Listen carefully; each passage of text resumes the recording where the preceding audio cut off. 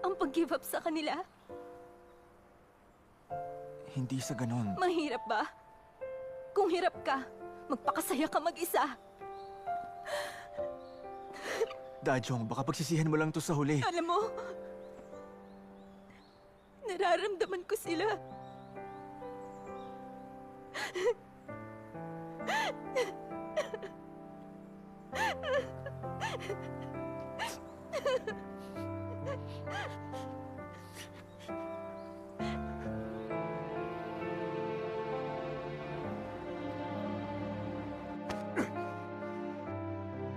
Ipabort natin ang bata.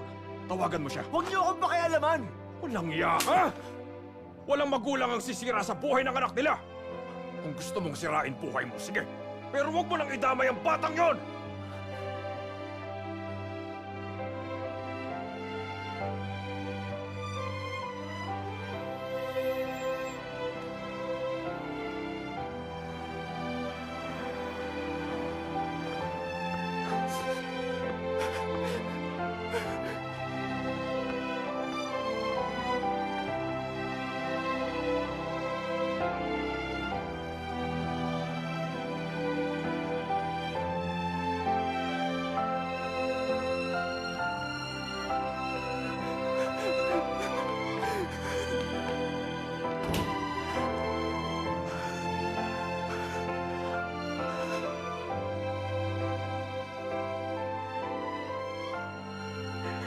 Yung heartbeat nila, hindi marinig.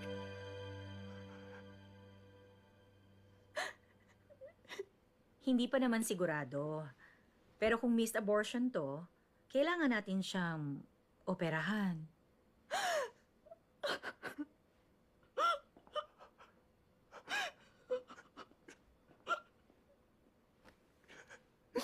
Sorry. Sorry, kasalanan ko.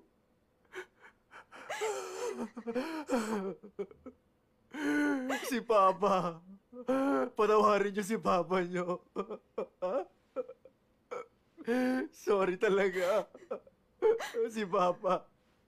Sorry.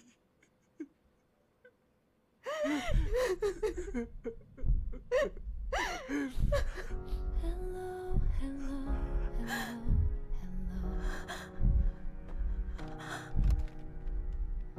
Hello, hello, hello, hello. Baka narinig ng mga baby ninyo ang mga boses ninyo. Lagi mas mabigat ang mahalagang bagay sa buhay.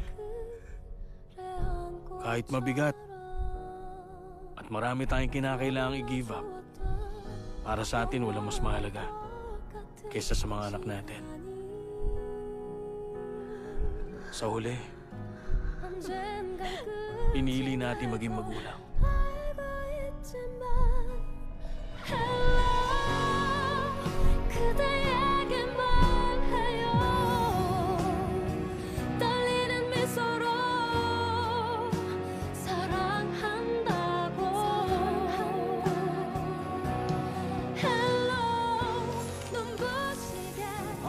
Pamilyar ang itsura mo sa akin, ah. Wait a minute! Ang anak ko. Teka, meron kang anak? Alam mo ba may trabaho si Sia? Sinabi niya sa akin, friends kami. Ano? Friends kayo? Gaano katagal na kayo magkaibigan? Hindi lang sila magkaibigan. Alam mo ba, si Dajong ang first love ni Ilpon. Nakakadismaya talaga.